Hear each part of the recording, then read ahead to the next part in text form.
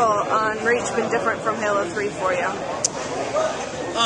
Well, with each one of our dev cycles, we're getting a little bit better and making sure we don't kill ourselves towards the end with crunching 24/7 for an entire year straight.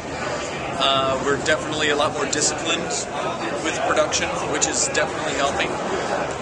But that's just it's a creative title. It's a creative endeavor, you know. So it's going to. There's always great new things that we just gotta have and gotta put it into the game, and that takes extra effort. You were talking a lot about how Reach gave you the chance to do a lot more with story. How has that been going?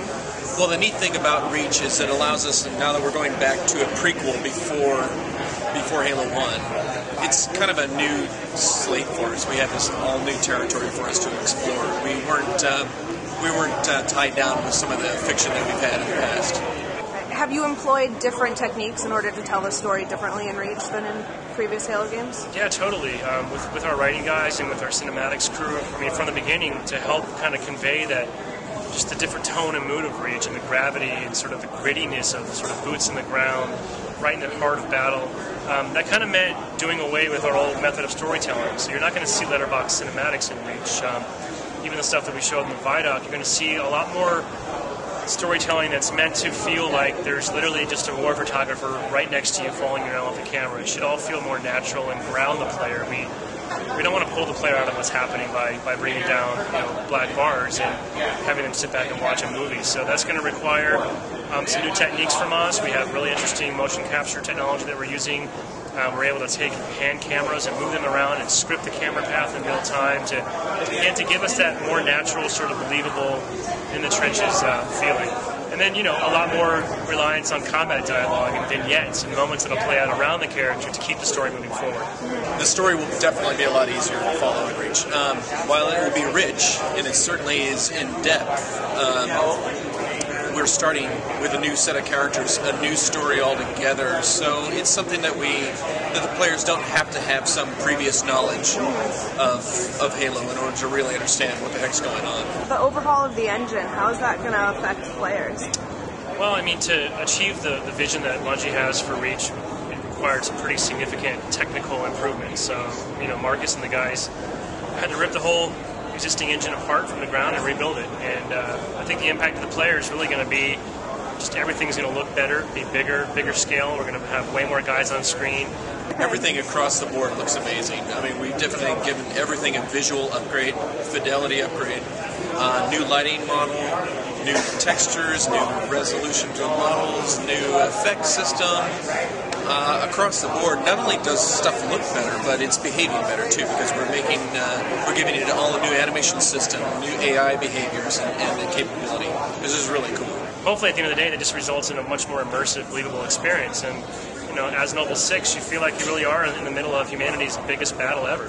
So when you started planning and started developing Reach, what was your one big thing that you wanted to make sure got done or was in the game? The one big thing, that's a great question because there's so many of them. We really wanted to realize the big battle that took place around Reach, and we wanted to allow the players to explore these huge, epic environments that just foster exploration,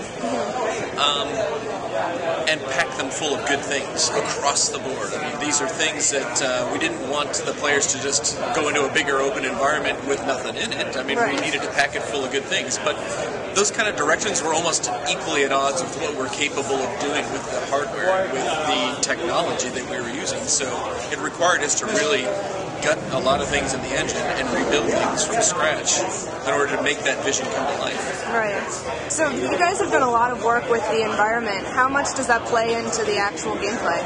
The environment with Reach itself is a primary character of the game. And we definitely want our players to understand that it's a real place, that real people live there, and it has real physical nature to it that people can kind of get and understand and appreciate as they explore through the environment. Because the whole game is about the planet's inevitable downfall, we want to establish an emotional connection for players. So throughout the course of the game, as things get more dire, it has an emotional punch.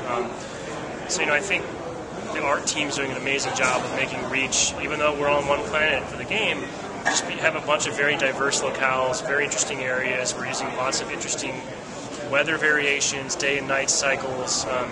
So I don't think it's ever going to feel like you're in the same environment for the whole game, even though you're going to be traversing battles across a single planet.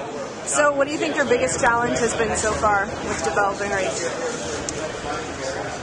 Let me think about that one first. Because there's not just one big challenge. I'm sure there's many. I think the biggest challenges have definitely been with understanding what needed to be improved across the board. And that was so hard for us to come to realization that, yeah, we actually did have to go back and rebuild some major sections of the game in order to achieve this vision. And that was a sacrifice that we were willing to make because we knew that it would make the player experience so much better for us, and and we didn't want to just rely on second best for the game. Right. Yeah. So what should people look forward to in the beta? So the beta on May 3rd, I think fans will probably be surprised. There's going to be a lot of content there. There's going to be quite a few maps to play with, a pretty good subsection of the armor abilities to try out, a pretty wide assortment of new vehicles, lots of game types, some old favorites coming back, obviously some of the staples, but some new stuff we haven't even talked about yet. So I think fans will get a really good representative sampling of what the final game is going to be, and hopefully at a level that's still fun and enjoyable, even though it's still a beta. I'm just really excited to get feedback from our fans because we need that feedback because we use it to help shape up and make the game even better. And is there anything specific you'd love feedback on from the beta users? It doesn't matter what kind of feedback we do want. We're going to get all sorts no matter what. I mean, there's one thing about Halo fans is they're vocal, and they're definitely going to share what they love and what they hate.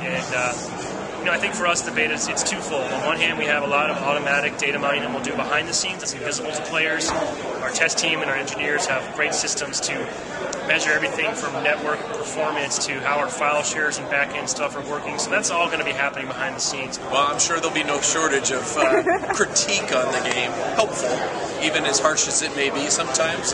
We definitely listen to it all, and we definitely want people to understand, like, are they excited about this? Do they really like this game? And what about it? What are all those little features within that they're just super excited about? And what do they think we could improve upon? Yeah, we're going to look to anecdotal feedback on forums. We're going to want to know, is this weapon too powerful? Is this armor ability being exploited? Does this map layout seem to generally work for gameplay? So we're going to hear it all, and we'll do our best to digest it. But for Halo 3, we learned a lot, and it certainly helped make the game better, and we're looking forward to giving fans a chance to help us again.